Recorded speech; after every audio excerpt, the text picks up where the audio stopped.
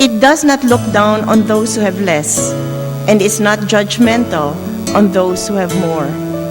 But by the values it promotes, Gawad Kalinga makes a stand on the kind of life that Filipino communities should strive for, that a Filipino nation should be known for, a life of bayanihan, being heroes for one another.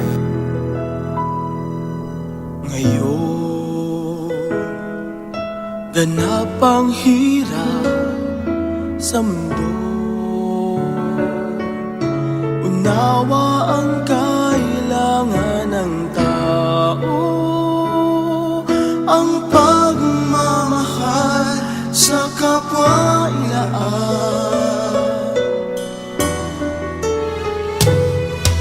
Salamat na ating pinagmulan,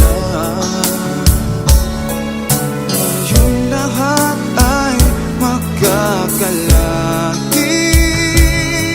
Sa ulo sa tagos ay huwag pagdadala.